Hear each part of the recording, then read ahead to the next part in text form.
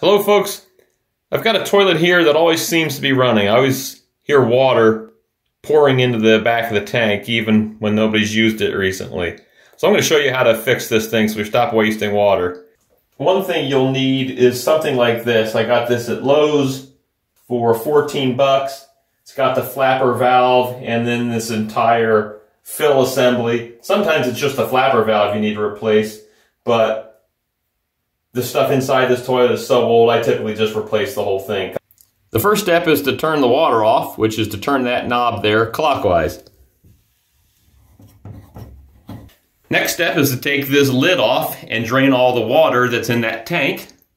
The best way to drain that water is to flush it a couple of times, and you won't be able to get quite all of the water out by flushing it. So at that point, I'm just going to use paper towels or a little rag and sop up the last few drops of water. Now that all the water is drained out of the back of the tank, I'm going to come down here and I'm going to disconnect this water line.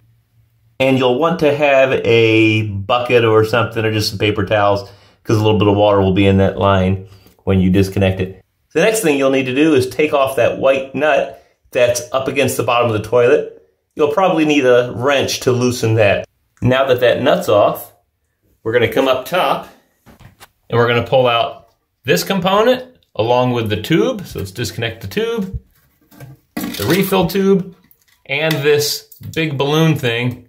We're going to take that whole thing out. We're not going to need that anymore. The next step is to remove this chain and take this flapper valve, disconnect it from both sides of this pipe there and there, and then we'll throw that away because we're going to replace it.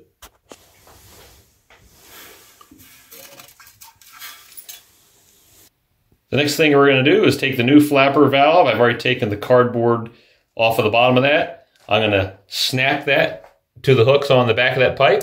I'm going to take this chain and attach it to this arm right here. And I'm going to just leave a little bit of slack in the chain and we can adjust it later. You can see I snapped the flapper valve arms, just snap those down onto those hooks. And I attached the chain here to this. The chain, this hook wasn't on the chain at the right spot, so I just moved it so that you can see there's a little bit of slack there, but it doesn't take much lifting before that comes up. That's what you want. The next step is to take this fill valve and place this temporarily in the tank. And just make sure that the top of this is approximately 3 inches above the top of that. And as I look at it, that looks pretty good.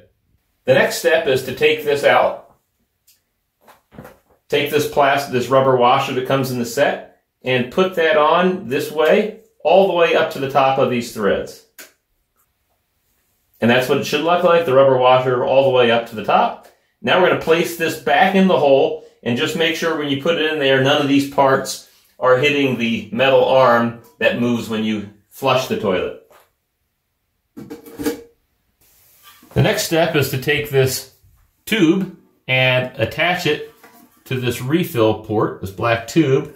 So you're just going to push that on there, push it all the way up, and then pinch this clamp and move it all the way up on top of the plastic like that. We're going to move this piece up here. There are a couple different ways to do this next step, depending on what your pipe here is like. It may be as easy as that. Mine fits in there nice and snug. It's not going to come out. Or you may have a different type and you need to attach your tube to that, which will then spray down through there. And then you just attach this clip to this pipe, which will be like that, and the water will just spray into it. If you've got too much hose here and you can't close your tank lid because of it, you can take scissors and shorten that as much as you need to. I'm just going to put that down in there. That looks pretty good. Now we're going to attach this thing permanently and fill it with water and see how it works. Next step is to take this nut and attach it to the bottom of the tank there. You can see I didn't drain the bottom of my tank very well, so there's water dripping on the floor. That nut is on there. Only do that hand tight. Don't need to over tighten it. Next step is to reattach the water line to the bottom of that black tube.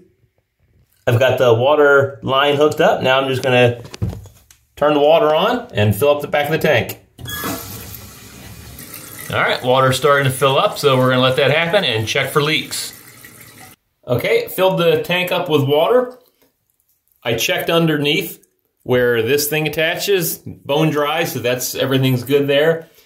You wanna make sure that your water line, how the water comes up, is about 1/2 inch below the top of this tube. In my case, I've got a mark on there, but the water didn't come up that high. So we're just gonna adjust this. If the water's too low, we're gonna turn this clockwise like that a few times. And then I'm gonna flush again to see where the water line comes up there. If your water comes up too high, you just do it backwards and flush. So let's flush it and fill it up again. After adjusting that, as I showed you, the water now comes up even slightly above that little black line, so now that's perfect. I don't hear any more water running after this is full. Our project is complete. It really is that easy. Good luck to you as you do yours.